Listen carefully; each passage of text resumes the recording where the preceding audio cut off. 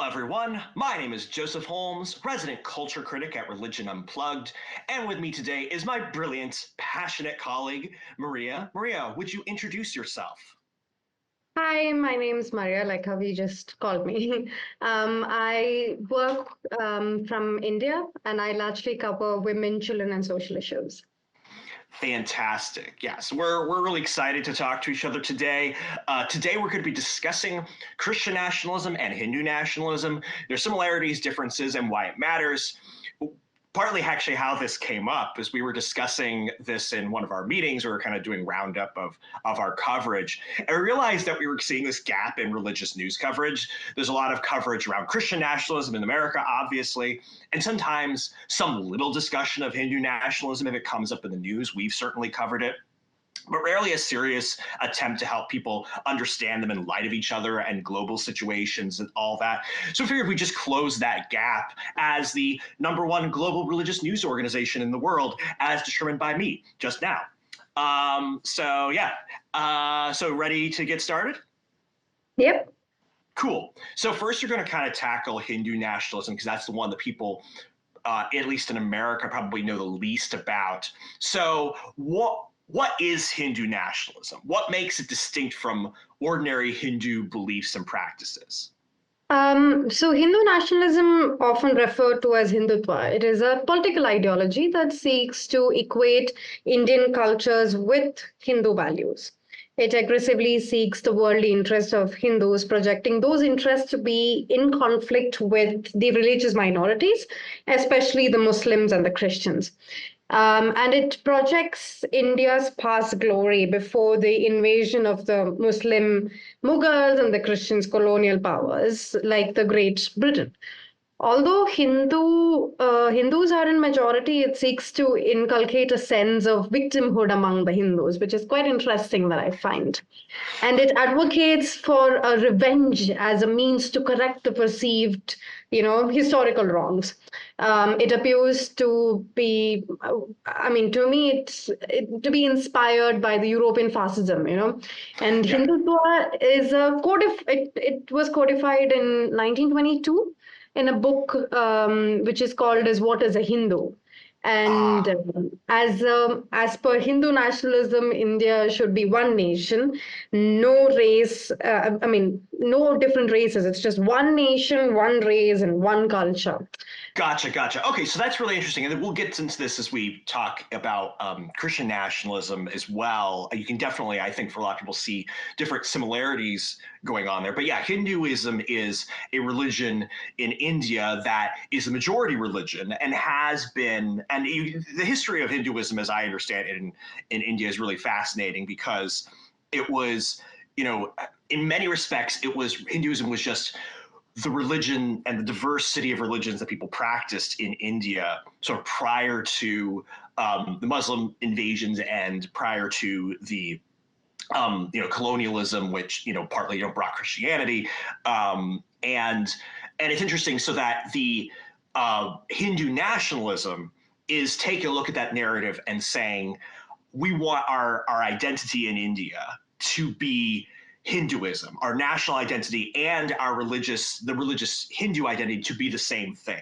And we are, and looking back on the glory days of being like, okay, we once were this, we were once great, and what has kept us from being great the way we were is this imposition of foreign, either Christianity or Islam or whatever else. And so in order to have our glory days and be who we truly are, we have to, as a country, as a political country, we have to have get back to our religious identity in the same. So it is our religious identity, our political identity are the same thing. That would be an accurate way to describe that. Yeah, so Hindu nationalism, it is, a fight or it is to protect and propagate the social and political domain of the Hindu community. Okay. And they are not promoting the religion, but they do promote not so favoritism towards other religious ideologies and other Gotcha. people from different religious beliefs. And like So, I said before, though they are in majority, they play this victim card, which is quite yeah. interesting to look at. So what And do they? Oh, sorry. Go ahead. No, you can continue. So what specifically do they? First of all, what specifically do they cite as examples of what's causing their victimhood, and what are they doing to try to kind of enshrine favoritism for So, Hinduism in the country? So, for instance, the Ghar Wapasi, which happened when Modi initially came to power, where they said that, all Indians are supposed to be and only Hindus, and having any other religious belief or having any other faith is not really favored. And the Ayodhya, where the Babri Masjid was initially, which was a mosque, and it was demolished, and now the Ayodhya temple came to happening. So the whole journey of reclaiming the old glory and identifying and creating India to be this Hindu Rashtra. Yeah. Gotcha. So Okay, so like they've abolished, they've torn down and abolished old like mosques and such, and rebuilding them as Hindu temples is one example. yeah, it is one, and it is. Okay, no, totally. The other and what do they see as examples of their victimhood again? Because like you said, it is difficult to make a case that you're the oppressed majority when you are the majority. But typically, people are able to find narratives and examples of that. What do they cite? Is it just because one thing, like you made the connection to kind of fascism, European fascism, and what they would often say is, "Oh, look how poor we are." Like in Nazi Germany, it was like, "Look how poor we are. That's the fault of the Jews who live here. So we have to get rid of the Jews, and then we'll be less poor." Like, and because like the Jews were the ones who were typically more well off in there. So like, okay, they're keeping us poor. So like, what is it that they cite as examples of how Hindus are quote unquote like oppressed or victims in their own country? um, for instance, they talk about saving a culture, Mm. the Indian culture, what they call it, where for instance, the eating of non-veg like beef is banned in most of the states in India, and and then be interreligious marriages, where if Hindus are marrying people from other religious identities, they feel like they're losing people from their community. And the whole Gotcha. preserving of culture is something where they constantly feel like we as people of Hindustan are supposed to be like this. So what they see is that they're dwindling, even if they are a majority, they're dwindling as a culture, and their cultural influence is dwindling. So the numbers of Hindus are going down, and their influence is going up. So the fact that more people are eating meat, than they used to, or beef and such like that, and more people are intermarrying, religions are marrying, so there's that fewer Hindus, and so they're like, okay, well, the way to solve this problem.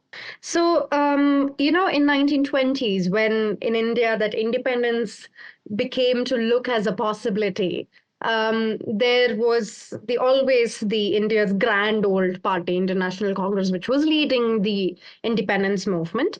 But at the same time, the Hindu National, this right now what it is called as BJP, the Bharatiya Janata Party, back in the days was called as Hindu Mahasabha. And when it came close to independence, there was definitely an attempt by them and by everybody in an understanding of how can we bring these different princely states, which has now come together as one unit and are trying to fight and get independence and stay as one unit. Mm. So, though at that time Hindu Mahasabha did try an approach of solidifying and bringing everyone together on the basis of the religious and the Hindutva movement, it didn't really work out. Mm. But because everyone was trying to just stay together, so the international congresses, attempt to do not to bring in the religious identity as the main factor to put people together, but we all have a common enemy. Let's get them out and stay and have an independent movement is what happened, and that worked. Yeah. And Okay. hmm. No, so that's really interesting because there is this history of, India was its own country, and then it, even when it was, had the Muslims came in and took it over, then the it became a British colony, and once it was a British colony, then once there was the idea of it being an independent state, there was going to be like, okay, well, who are we? If we're not independent, what's our identity that's separate from being a British colony and separate from being a kind of Muslim occupied? What are we if we're not that? So we can have something to come around. And that's something you see a lot kind of nowadays is with all the diversity, in America, it's like, okay, well, what unites us, and how do we have a common identity and common culture that we can hold us together? Those are really interesting conversations. That's interesting. It's happening everywhere. So when it comes to moving over here to Christian nationalism, there's similar things going on, but there is, of course, also, it's interesting. You have the book "What is a Hindu," because what is Christian nationalism is a question that's similarly very difficult to define. It's almost kind of like a Rorschach test. When I look at kind of journalism around Christian nationalism, it's kind of like a Rorschach test to how to define it, depending on whoever's using it. So, like, the statement on Christian nationalism by many of the movement's most ardent founders and defenders, like William Wolfe, like defines Christian nationalism as a set of governing principles rooted in scriptures teaching that Christ rules as supreme Lord and King over all creation, who has ordained civil magistrates with delegated authority under him over the people in order to their ordained jurisdiction by punishing evil and promoting good for his glory, etc. In a movie God and Country, which was like Rob Reiner produced documentary about the rise of Christian nationalism, sometimes they say there's a distinction between Christian nationalists and ordinary conservative Christians in America who believe in opposition to abortion or want smaller government. And other times they claim that anyone who opposes things like abortion is a Christian nationalist, and trace the origins of Christian nationalism to the birth of the religious right. So things like the Time magazine piece, The Roots of Christian Nationalism, and Newsweek's What is Christian Nationalism, similarly basically say that Christian nationalists, it's similar to kind of how you described anyone who says America was founded as a Christian nation and should reflect Christian values, is we define a Christian nationalist. That said, a lot of people generally agree to place the emergence of Christian nationalism as a phrase to describe people on the Christian right, and to the American lexicon, to the January 6th insurrection attempt that was on January 6th of after the election, the American election in 2020. So, I think that a lot of the better way to kind of talk about Christian nationalism is to describe how it's different from the normal Christian right in the country. What changed in conservative Christianity, the Christian right in the country, post that caused us to use a new phrase to differentiate it. What changed was that while conservative Christians typically believe that every law in the country should reflect Christian values, or at least Judeo-Christian values, that government that reflects Christian values should be as small as possible and should pass as few laws as possible. Whereas Christian nationalists believe that such a government based on Christian values should be as big as possible and pass as many laws as possible. So conservative Christianity is small government Christian nationalism, you could say, and Christian nationalism is big governments, Christian nationalism. What's interesting is this rift. What'd you say? Yeah, go ahead. Out is, do they want a separation between the church and the state, or they want it to be one? So Christian nationalists, like what you'd say, would see there's no separation between church and state, whereas the religious right typically believes in some separation of church and state, as defined by, so the reason I call it small government versus big government is because, on the Christian right, there's an idea that there's no separation between church and state in the sense that Christian values should be respected. It should be influencing the government. So, like, again, people on the conservative Christianity would say abortion should be illegal because we believe that it is life begins at conception, and that is partly, and murder is wrong, but the belief that life is at conception is partly influenced by our Christian faith. So that is something that where my Christian faith should be reflected in the laws. But something like everybody needs to get baptized in my church should not be, reflected in the laws, because as Rachel Ferguson, who's a classical liberal scholar, she was like, one is natural law and the other is divine revelation. So things that fall under natural law should be enshrined into law, and others and things that are part of divine revelation should not be part of law. So that's how religious right. And then Christian nationalists are like, basically everything should be reflected into law. Basically, yeah, there's no, so Christian religious right says, here's where it's the line, there's a governing principle for here's where laws should be passed and here's where laws should not be passed. Whereas the Christian nationalists say, they don't have a governing principle for like what laws should not be passed. One of the interesting places of controversy was, like, for example, I remember I'm on Christian Twitter a lot. One of the funny, sort of not so funny, but arguments broke out was when there was like a Satan statue in I forget which state it was, and there was one guy who came in and basically smashed that statue. And the reason the statue was there was like every religious group gets to put up something for a week, and so he smashed it, and the Christian right was like, okay, this is not good to be lawlessly, decide everybody has to be equal under the law. All religions do, even if I don't like it, we have to obey the law and Christian nationalists were like, no, some things should have privileges and others should not, because some are good and some are bad. And, the Christian religious right was kind of like, well, okay, but how does that create a line so that we don't go back to Protestants and Catholics, at each other's throats again, like we're in the history?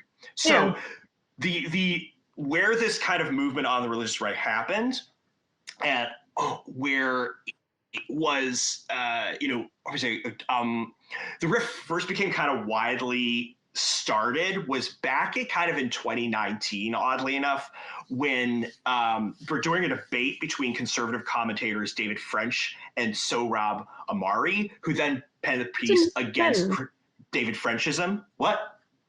I'm saying, so it's a new thing that has just... Yeah, so it's in... For a while, again, the Christian nationalism is a fairly new thing in Christian development insofar as it's distinct from the typical Christian right. Because again, the typical Christian right in America is small government. It's based on small government. It's based on let's impose some values on everybody else, the very bare minimum, and then leave everybody to have freedom. Under that. As a cultural practice, we're going to try to win the culture for Christ, but not using it imposing laws. The idea that we should use laws to impose Christian values is fairly new. Yeah, like 2019. I mean, it's fairly new in the sense for the last 100 years. On the Christian right. And the idea was basically that conservative Christians have failed to preserve Christian culture with their small government ideas.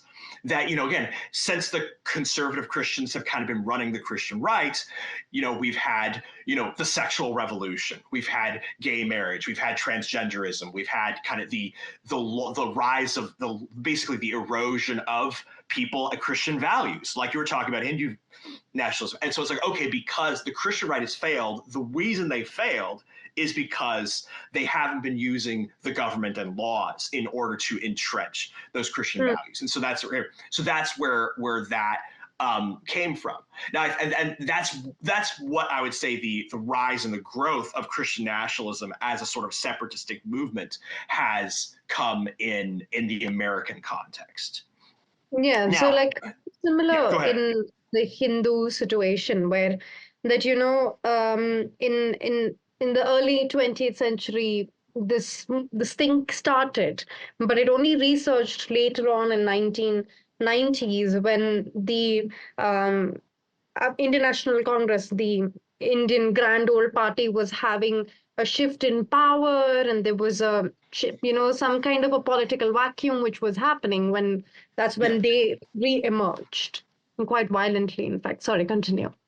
No. So I think this is an interesting discussion because it seems that for both of these movements, the genesis of them is, and you can add to this what you see is that in a sense in which the cultural consensus around these values, either whether it's sort of traditional Hindu values or as traditional Christian values, is eroding within those countries, or there is perceived erosion of them. And there No, is a, okay, go ahead. Yeah. No, in Hindu nationalism, I feel like they're trying to get that attention and Okay. get the mass to follow their footsteps Sure. by Yeah. depicting those things. Okay. Because Savarkar, who wrote and codified Hindu nationalism, in that he in fact did not mention about religion. He was only talking about but the worldly interests of Hindus, Okay. and the values of Hindu nationalism is actually, in fact, like I said before, it is about the social and the political dominion of the Hindu communities. Gotcha. So you would That's say quite a that mm. that's it's really, you would say, in sort of with Hindu nationalism, it's really at its core a power grab, and Yes. using the idea, the fears of your culture is fading away and being taken away as a way to solidify that power. Yep. Yeah. Yes. But would you say that the reason that that it's that it's having some success with people is because of that feeling that the traditional Hindu values are eroding? For Christians, we are monotheistic. We Yeah. have one God, we have one set of belief systems. But for Hindus, they're not like that. They have hundreds of gods and Gotcha. hundreds of different stories and hundreds of different practices. But for one group to come and say that we are one and we need to unite, brought in certain sense of community. Gotcha. Okay. So really, again, is as I understand what you're saying, they're really in other places in the world. Again, I'm in the American Christian context. I can't speak to other religious contexts, but in other contexts like America, there really is something that you could say was a Christian kind of consensus of Christian Western values that existed, that you can say is kind of being lost. But Mhm. in the Indian context, trying to impose a monolithic Hindu culture is really a new thing that is kind of being invented by Christian nationalism and trying to unite people, because really you're taking a diverse Hindu kind of community and trying to actually bring them together and say we are all one thing, and kind of lying and saying we used to be one thing and they took it away, when really there Yeah. was no one thing that we'd had. And there's one thing, so in 1990s when I said that, this thing researched, Right. what was happening is in Indian National Congress, there was, the Rajiv Gandhi, son of Indira Gandhi, passed away. And his wife, Sonia Gandhi, who's an Italian by origin and a Christian, she became the head of the party, and Mm. that's when this resurgence became, it became much more bigger, Yeah. where there was a talking about how, you know um, how, how can a Christian woman, a foreigner, lead the country now and Mm. lead the biggest party, which until then was the biggest party. So that's fascinating. So because again, it's true. Many people, again, this is me, when I was studying religions in college and world religions, one of the things that comparison they made between sort of Hinduism they would make and Shintoism sort of in Japan, in the sense that it wasn't exactly, strictly speaking, a religion. It was simply the diversity of views that everybody within this islands, this country believed. And it was sort of this unified religion was in a sense, a creation of interaction with other, groups that believe differently. Like first, so in Hinduism, it was due to an interaction with the Muslims who are like, okay, we believe this, so everything you guys believe, we're going to put over here as under this. And then you have the Christians who are like, okay, we believe this, and the Muslims believe this, so you guys are here. And so this attempt to kind of create a kind of Hindu identity in the modern world is again sort of a political thing where it's like we don't like that people who are distinct from us, have a distinct culture, a distinct identity, are gaining power in a way that's different from our culture. And so we have to create an identity that's both religious and political in order to stand against them politically, which in that case, kind of the similar narratives are in kind of the US and in the Arab world about distinctions of, whether it's kind of the Christian Western culture that's kind of, interacting with these other cultures. Or in America, it's kind of like secular liberalism, where it's again the high roads of promiscuity, whether it's feminism, whether it's whether it's gay marriage, sexual orientation, gender identities, or whether it's in some cases, this is I think a minority of this, and we'll get to this a little bit later.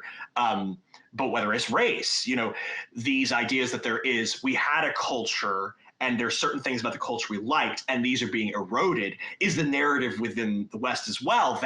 And Christian nationalism, distinctly because of our distinct history, is we tried the liberal democratic way, which is to do this purely by persuasion, to hold our culture together purely by cultural means. That didn't work. So now we have to use it by government means. That's sort of, something that's in the American narrative. And in other places though, but what unifies it is basically we need to have the government to impose some of this religious and social order, that we've lost, is an interesting kind of unifying thing in these kind of global narratives. Yeah, that's true. And to me, very interestingly, one thing that we see is they do not openly preach Hindu religion, but they do Interesting. instigate violence against other communities. One of the big reasons that people are, afraid of, Christian nationalism is the fear of persecution by, of other groups, by Christian groups, either, that and that they are encouraging violence. Again, the Christian nationalists were overrepresented in the January 6th insurrection at the Capitol. Now, and President Donald Trump, who's often kind of seen as the president of the Christian nationalists and person, he explicitly called on people to protest there. Now, he wasn't like super wasn't super against discouraging of the violence, and people would say, and he encouraged the idea that the election was stolen. So people were like, okay, he encouraged this. And people were like, well, no, he didn't encourage the violence. He encouraged conspiracy theories, which led to violence. And so there is this kind of question about, like, are these groups encouraging violence against these other groups? And that's a controversial element, but it's certainly... But in India, it's like, no, they're explicitly calling for violence of these groups. Yeah. So, in fact, when I was reading for this podcast, if you look at just attack against Christians, last year alone, it was 600 cases.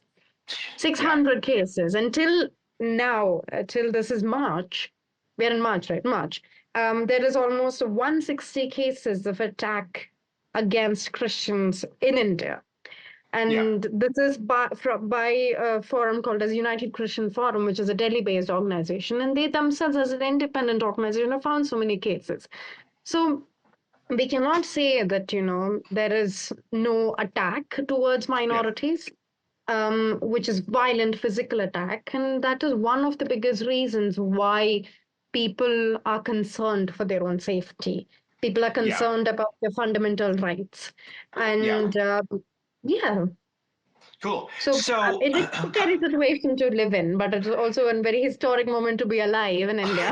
yes, that's true. So I guess so. I would well we're wrapping up soon, but I want to kind of close this out kind of with um, a couple of questions. So one is what so I guess how should people, in order to be informed on these issues, kind of look at the coverage that they're receiving and make sure that they're getting kind of the best to kind of accurate information on this topic?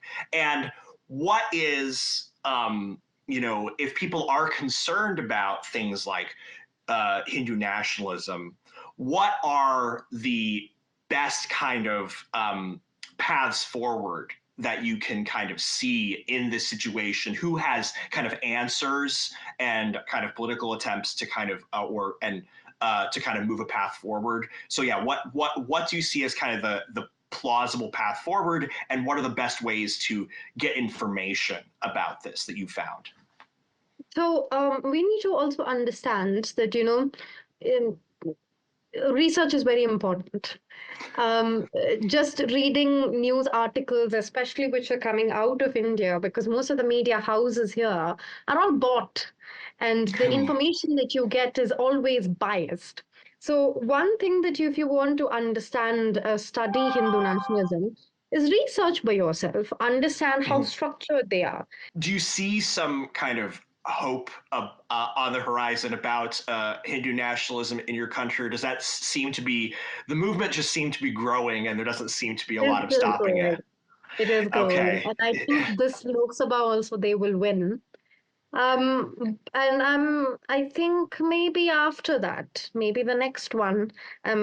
Let's see. Let's see. So on mine and Christian nationalism, I think there's a similar kind of like look at the left and right wings of stuff and see see how that is. It is interesting because the right wing on our side is fractured right now between Christian nationalists and conservative Christians, and so for me when looking at coverage, I would say to people to look at when people are saying Christian nationalism, how are they defining it? Because some people use Christian nationalism to mean the Christian right, and then anyone who's a Christian right. And some people are using it to refer specifically to those on the Christian right that want to unify church and state in a very specific way. So, big government Christian right, so to speak.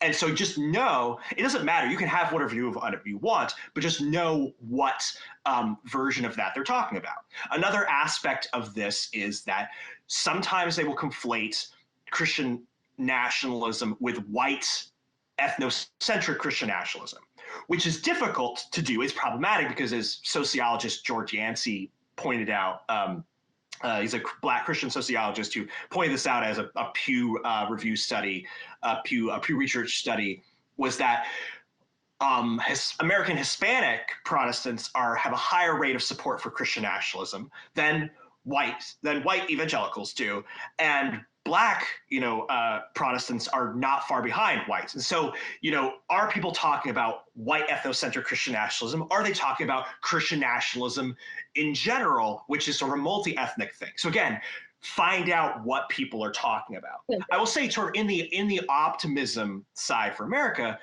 in generally, like Ryan Burge has talked about this, and George Yancey has probably talked about this. In general, support for Christian nationalist ideas are going down in the country. Mhm. The vast majority of white evangelicals don't have a positive view of Christian nationalism. So while the people who are proponents are growing louder and solidifying as their own kind of community, in general, support for these things are going down. So I think in terms of optimism for people who are afraid of Christian nationalism, I think in America, it's more smoke than a lot of people are wanting to say it is. But that doesn't mean that I think the place for concern is in terms of a conflation of ideas where people are like, what are we talking about when we're talking about Christian nationalism? The confusion is rising, and the disillusion of the Christian right, where it's like maybe liberal democracy doesn't work, like maybe freedom doesn't work, I think is a long-term issue that should be dealt with in a conversation to have. And I would say those on the Christian right who believe in kind of more freedom along with Christian values need to start making a better case as to why, as to why that still matters and why the reason we've been losing, quote unquote, isn't because we haven't used the government to force people. I think that's a conversation. But I think, again, there's reason for optimism here. I think it sounds like in terms of Hindu nationalism, the situation in India, prayers are one thing that we need to be doing, as well as educating ourselves on this. And of course, reading a lot of articles on the topic from Religion Unplugged, because we are, in a totally unbiased way, I would say we're doing a lot of good coverage, partly due to people like Mariya. So anyway, thank you so much, everyone, for joining us. And thank you. Please continue to support us at Religion Unplugged, which is your one-stop shop for the best religious news and culture coverage.